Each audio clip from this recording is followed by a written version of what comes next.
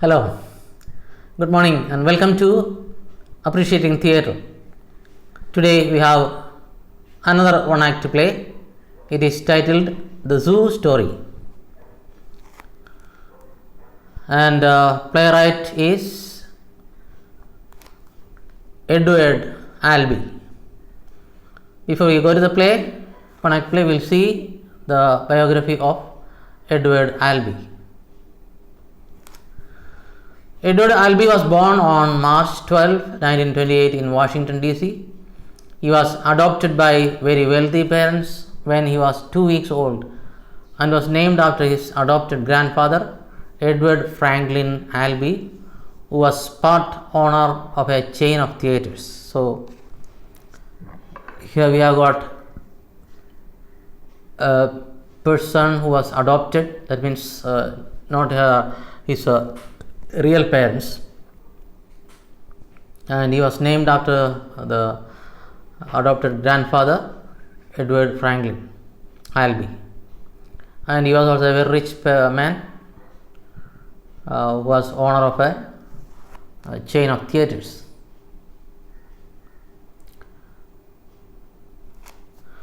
This fact, however, seemingly has little relation to Albee's later theatrical career, even though as a child Albee often found himself in the presence of prominent theatre people. So, the fact that his grandfather was a theatre owner, that has nothing to do with his career in theatre, because he was really talented and he had that aptitude for theatre, not because his grandfather had a lot of theatres. By the time he was 12, Albee had written his first play, a 3-act farce called Aliqueen. So, this itself shows that he was a genius. When he was just merely 12 years old, he was able to write a 1-act play. Not 1 act, actually 3-act farce. Because his parents summered and wintered in different places, Albee's education was erratic. So, the parents were very rich, so they would go to one place during summer and another place in winter. So, they were not staying in the same place, so his education definitely suffered. He was not able to go to the school regularly. He was dismissed from one prep school, that is Lawrenceville School. When he was 15, was sent to Valley Forge Military Academy and subsequently dismissed from there and graduated from co-ed school. So, he had to change many schools due to various reasons. At the end, he managed to pass from the co-ed school. His first 1-act play was published in the co-ed literary magazine. So, his first 1-act play was written and published in the school magazine. In 1958, just before his 30th birthday, Albee finished the Zoo Story. So, it was at the time of his prime, around 30, when he wrote the Zoo Story, the long 1-act drama that launched him on his professional career. So, it is this play that made him famous. After sending it to various theatrical producers in New York, a friend sent it to an acquaintance in Europe, and it was finally produced in Berlin on September 28, 1959. So, it's because of his friends who sent it to Europe, and where in Germany especially it was produced and it was staged on September 28, 1959.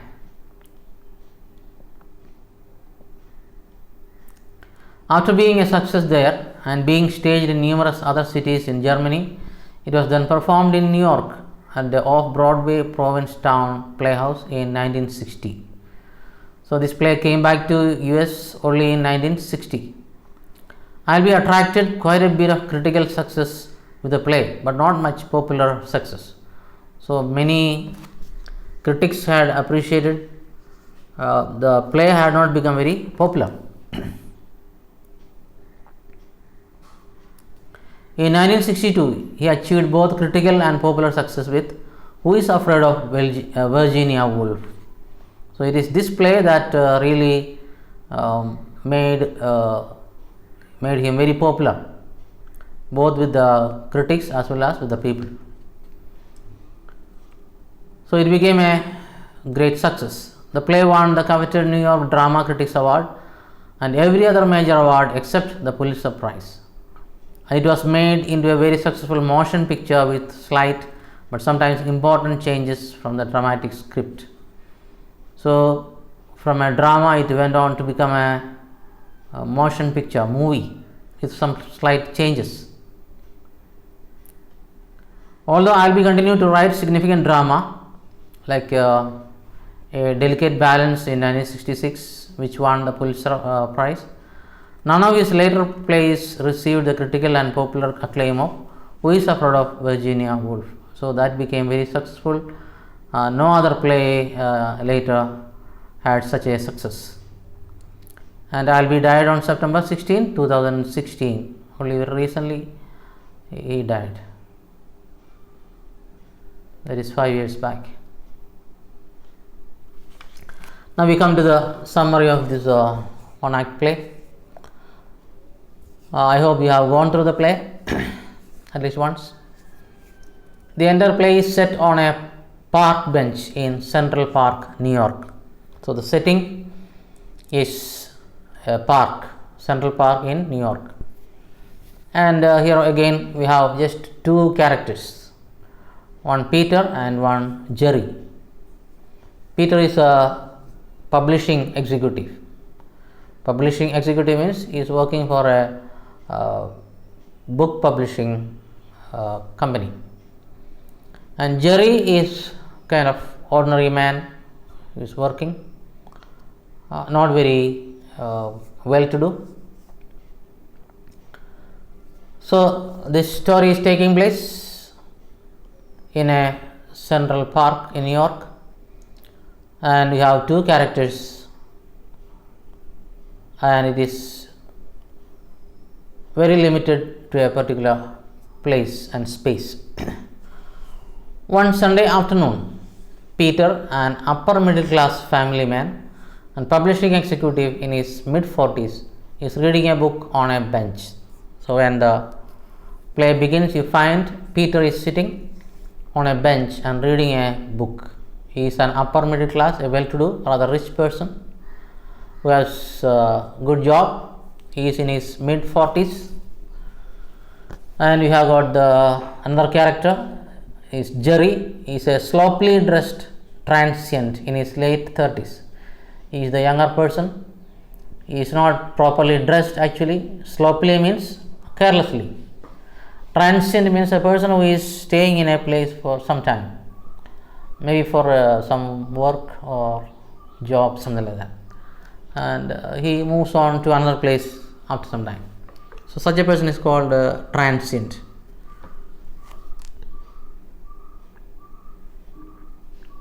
He approaches and announces that he is coming from the Central Park Zoo. So as soon as he is reaching the stage, he is addressing Peter, who was sitting there, and is telling that he is coming from Central Park Zoo. Despite Peter's apparent reluctance to chat, Jerry strikes up a conversation. So Peter is a representative of the upper class, rather well educated, has a very good status in the society. So such people usually don't prefer to talk to others, especially to low class people and all. That shows his apparent reluctance. Reluctance means unwillingness, vimukata അല്ലെങ്കിൽ വൈമനസ്യം എന്ന് പറയാം. So he was not in a mood to talk to anybody. But you find Jerry is going on, he is taking the initiative. So he strikes up a conversation. The low class people, they don't have much problem with talking to anybody. They are on that kind of reservation.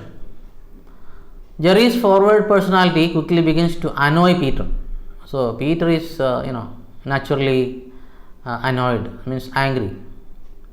He points out that Peter will likely get cancer from smoking. and implies that Peter is emasculated because he has cats instead of dogs. So Peter is trying to keep away. He doesn't want to be disturbed.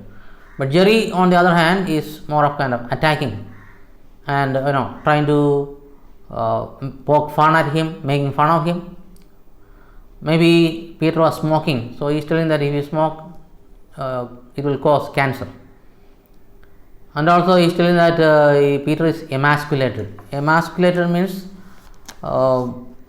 he is removed of his male identity. Shandanaka, emasculated. So he is telling that because you have got cats at home, that's why you are lost your male identity. Instead of cats, instead of dogs, you are having cats.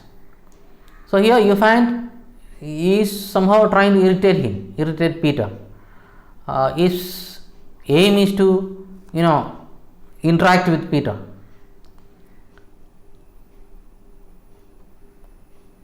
Jerry continues to ask Peter questions about his life, his job and his interests. So he is very curious to know about Peter and his life, his job and all that. When Peter finally begins to return Jerry's questions, Jerry tells him about his miserable apartment in a flop house on the Upper West Side. So unwillingly Peter reveals about his life and all that. So Jerry is also talking about his life, about his miserable life. He is telling that he is living in a very cheap lodge. Flop house means very dirty, cheap lodging. He describes his unsavory neighbors. Unsavory here means not very respectable people. In a certain areas where you have the poor people, the ghettos, where such people live, they are not very decent people. That's what he is telling. That's the meaning of unsavory, means indecent people, kind of uneducated, illiterate people. And the junk that comprises his possessions. Junk means almost like waste. That means in his house or in his room, he doesn't have any valuable things. Most of the things are almost like waste, junk, including 2 empty picture frames. That means there are picture photos are there, but no photo is inside, only the frame is there. They are empty. When Peter asks him about the picture frames, Jerry explains that he is completely alone in life. So Peter was curious to know why you have got empty picture frames, and he is telling that, well, I don't have anybody. I am alone in life, so there is nobody to be kept in that frames. His parents died when he was young, and his only significant romantic relationship was a short liaison he had with another boy when he was a teenager. So he is telling that he doesn't have any relationship with any other human beings. It was some time ago he had some kind of relationship with another boy. Other than that, he is very lonely.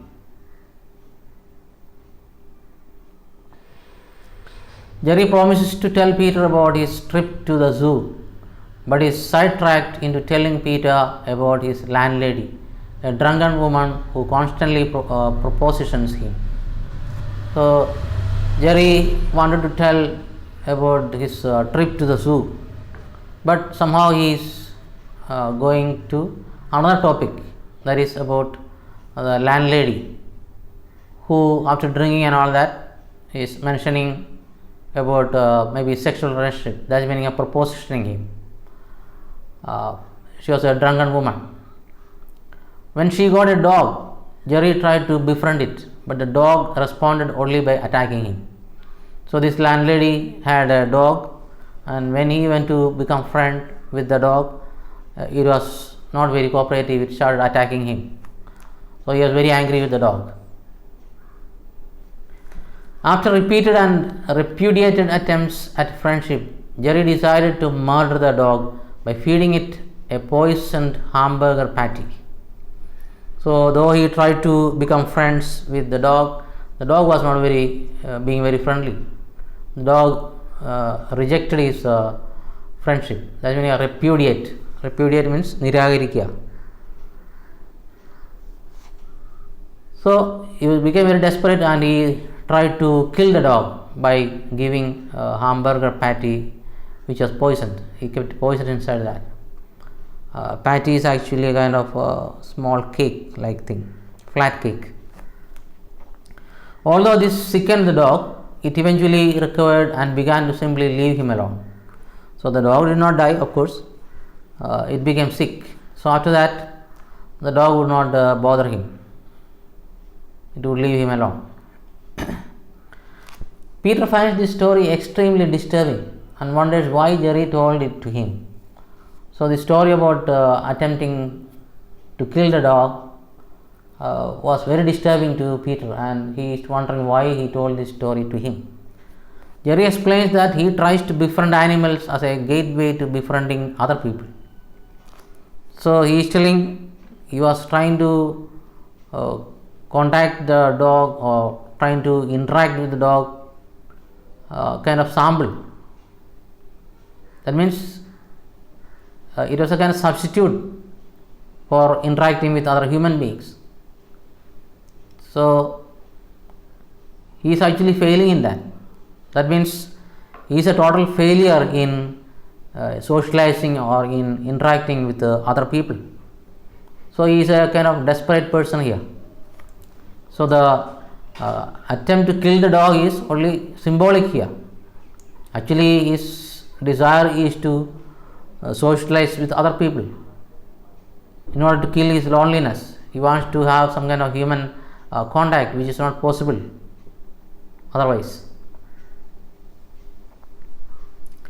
Peter tries to excuse himself, but Jerry tickles him to keep him from leaving. So Peter is becoming very upset and irritated, and he wants to leave this place, but Jerry goes on tickling him and somehow trying to keep him from leaving, keeping him talking to him. He then tries to force Peter to move from the bench and punches him when he refuses. So now he is trying to provoke him by telling him to leave from the bench and all that, or move from the bench, but Peter refuses to do so. So he is attacking him, punches him on the face. Although Peter initially realizes that Jerry's behavior is absurd, he gradually becomes more possessive of the bench. So Peter is very much aware that Jerry is behaving very strangely. It is meaningless. His behavior is absurd. But Peter refuses to move from that bench. He goes on holding to that bench. He could have easily left the place. So here you find that this play is actually a theatre of the absurd, the meaninglessness of life. Jerry pulls a knife and insists they fight for it. So now both want to possess that bench. Both are not willing to give up. So Jerry is taking out a knife and telling that, okay, let us fight. This shocks Peter, who refuses to fight. Of course, he is not like Jerry. He is from a upper class, educated, well-to-do person, so he doesn't naturally want to fight with him. As a gesture of peace, Jerry gives the knife to Peter. So now at the end you find Jerry is handing over the knife to Peter, telling that, okay, we will not fight. So like trying to surrender. And Peter is holding the knife out to protect himself. So when Peter has his knife in his hand, he is using it to protect, because he thinks that now maybe Jerry will attack him at any moment. But shockingly, what happens next is terrible. Let's see. Suddenly, Jerry charges Peter and impales himself on the knife. So here you find Jerry is rushing towards Peter, and Peter was of course holding his knife, and he is impaling himself on the knife. That means Jerry is actually committing suicide here. So charging means ആക്രമിക്കുക, നേരെ കുതിക്കുക. So പീറ്ററിൻ്റെ കയ്യിൽ കത്തിയുണ്ട്, അപ്പം Jerry പീറ്ററിന് നേരെ കുതിച്ച് ചാടി ചെന്നിട്ട് ആ കത്തിയിലേക്ക് ചെന്ന് തുളച്ച് കയറുകയാണ്. That is how he is killing himself. Impale mean തുളച്ച് കയറുക. Although he is initially hysterical, Jerry soon calms down and accepts his death. So in the beginning he is shouting and screaming and all that, but slowly he calms down and he knows that he is going to die. He even thanks Peter, using his last energy to wipe Peter's fingerprints off the knife handle so that Peter will not be accused of his murder. So he is thanking Peter for the help, and at the end he is trying to save Peter from murder by wiping off the fingerprints from the knife. Otherwise Peter will be held guilty of murder. Peter takes his book and dashes off before passers-by notice that Jerry is dying. So at this juncture you find Peter is taking his book which was reading and then running off, escaping from there. And then the passers-by come to know that the person is dying, that is Jerry. So that is the end of this one act play, and we are going to see in detail about the characters. Peter is a publishing executive who is working for a publishing firm. He has a family, of course, and is in his early 40s. Peter is reading in a Central Park at the top of the play, at the beginning of the play, when he is interrupted by Jerry. Their conversation, which eventually escalates into violence, is the centerpiece of the zoo story. So the central piece of the zoo story is the conversation between Peter and Jerry, which is not reaching anywhere. They both belong to two different worlds or two different classes. So real conversation is not taking place. So here you find Jerry becomes very desperate. Peter embodies convention and propriety. So Peter is symbol of convention, tradition, propriety. Propriety means actually respectability or accepted standards of behavior, kind of standard behavior, and seems to have achieved the American dream. So he has a good job, family, happy and contented in life. He has achieved the American dream. American dream is to have a lot of wealth. That's it. So he is a symbol of that. Next, Jerry is an eccentric transient in his late 30s. Eccentric means crazy, almost like abnormal. Transient is a person who is staying in a place for some time and then moves to another place. He doesn't have a hope. He doesn't have a permanent residence. Jerry lives in poverty on the Upper West Side and is profoundly lonely. So throughout the play, this is what we find. He is lonely. He doesn't have any relationship. This loneliness drives him to seek companionship from strangers. So that is what drives him from the zoo to this park where he is meeting Peter. That companionship is ostensibly what he seeks from Peter. Ostensibly means outwardly, pratyashatil, apparently. So he wants relationship, he wants companionship, contact with other people. That's why he is starting that conversation with Peter. Jerry is contemplative and critical of society, and he is eager to share his opinions about life, love and isolation with Peter. So naturally, like any unfortunate poor person, they will be highly critical of the society. Society has done some harm to them, that's what they think. So this negative approach or this negative outlook he would like to share with others about his life, love, isolation and all that with somebody. That's why he is choosing Peter here. Now coming to the analysis of this play. The major themes of the play are fragmentation, alienation and isolation. Fragmentation means breaking up, Vighadana. Alienation means isolation, very similar meaning. Ottapadal, Anyavalkaranam, that's the meaning of alienation, estrangement. So these are the themes of this play. On this basis, critics classify the Zoo story as an absurdist drama. So we have already seen what is drama of the absurd, which reflects the meaninglessness of life. Life is absurd, the existential philosophy. Here Albee has launched fierce attacks on middle class complacency and hypocrisy and moral failure of American society. So through this one act play, Albee was actually attacking the complacency of the middle class. Complacency means what you call alma samtrapti or amida vishwasa. That means if you are a middle class, you are well to do, so you are happy about yourself and you don't bother about other people. Kind of hypocrisy, kavatyam. They think everything is fine with the world as long as they are happy.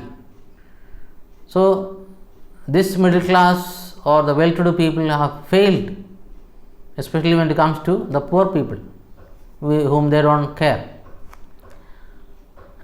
In this play, Peter and Jerry experience alienation, both the well-to-do and also the not so well-to-do people, both are experiencing alienation. It is a consequence of modernism and social differences in the society. So this alienation is found in every modern society. Whether you are rich or poor, you suffer from some kind of alienation, isolation, separation. This shows that alienation is an unavoidable phenomenon in modern society. So this alienation or ഒറ്റപ്പെടുത്തൽ or ഒറ്റപ്പെടൽ തീർച്ചയായിട്ടും ഈ modern സൊസൈറ്റിയുടെ ഒഴിച്ചുകൂടാനാവാത്ത ഒരു പ്രതിഭാസമാണ്. These harsh truths reflect mental, behavior and social condition of the characters. So the behavior of both Peter and Jerry reflect this hard truth. Therefore, the characters of the play appear as fragmented and distorted. So they are not normal, they behave very strangely. Fragmented means, again, separated into or broken into pieces. Distorted means not showing the real, what do you call it, in Malayalam we say Vikalamaya, Vikritamaya. Peter, for example, is a stereotypical intellectual young man who seems to be unhappy with his work. So even Peter, who had a job, is also not very happy with his life. He is a stereotypical intellectual young man who is not very happy with his life and also work. Jerry's action is quite difficult to understand. So the way he is talking and behave, very difficult to understand why he behaves like that. Especially you find him trying to kill the dog and all that. Edward Albee's The Zoo Story belongs to the theatre of absurdity. It portrays the alienation, detachment and fragmentation of modern American man, especially in mid-20th century. It reflects how the world is meaningless. That's why it is an absurd play. So here we find people craving for love, craving for relationship, social contact, but they miserably fail to achieve that. So their life is ending up as meaningless. That's why it is called an absurd play. It shows how human life lacks coherence, how the world is meaningless, and how the contemporary American society is chaotic. Coherence means actually പൊരുത്തപ്പെടൽ, യോജിപ്പ്. So different classes of society, they live apart. The poor people live in another area and rich people live in their own world. So there is no kind of coherence. the world itself is meaningless, and how the contemporary American society is chaotic. Chaotic means disorderly, arajagatam. I will be successful in conveying the message of the meaninglessness of life with the help of his characterization, symbolism, and language. So these are the three things he uses to convey the meaninglessness of life. That is characterization, the main characters, Peter and Jerry, and then we have symbolism and language. We will see symbolism in detail. Symbolism is an essential part of the zoo story. Here Albee blends symbolism with naturalism to realize his theme. So it is not only symbolism, even naturalism is found there.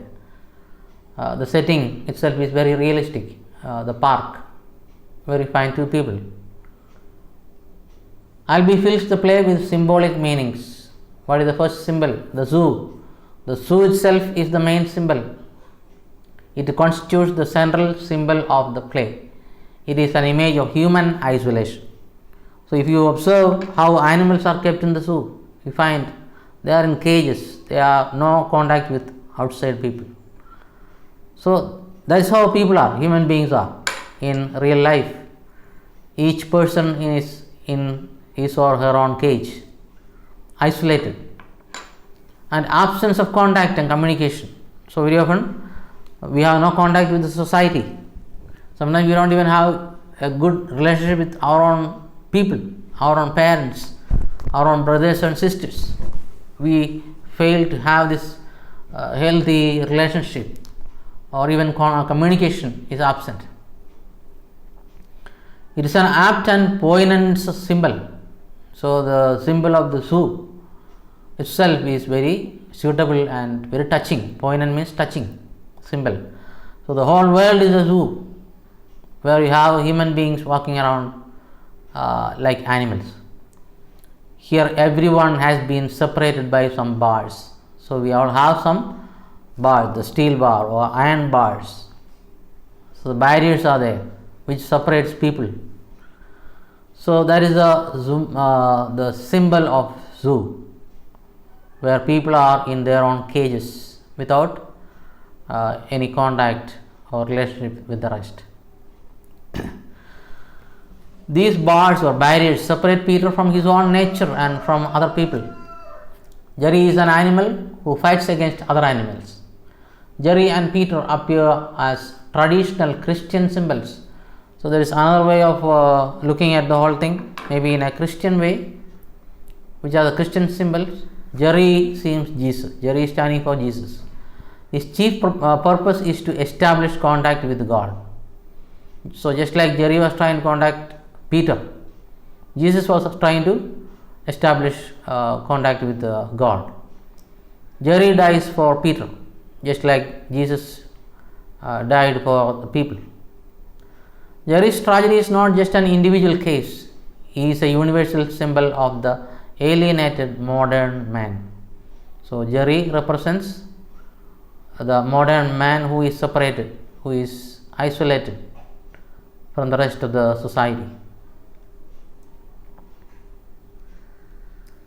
In Albee's The Zoo Story, neither dialogue nor monologue is consistent or significant. So just like in any absurd play, he also uses words and sentences which are meaningless. Some meaningless sentences are repeated. The characters hardly make any real communication. So though they are talking to each other, there is no real communication taking place. Peter doesn't understand Jerry, just as Jerry doesn't understand Peter. Sometimes the characters keep silent for a long time. There is silence, maybe meaningful silence, which represents the barrier. Applying such kind of dramatic language, Albee reveals the emptiness and meaninglessness of modern life. So through these two characters, Peter and Jerry, Albee is trying to reveal the emptiness and meaninglessness of modern life and society. So this is a pick from the scene where we find both Peter and Albie trying to strike up a conversation or trying to interact with each other. Of course, Peter is the man who is in that court, and definitely Jerry is the one who is sitting on to the right with that shabby dress. So with that, we have come to the end of this one act play. It's goodbye. Thank you.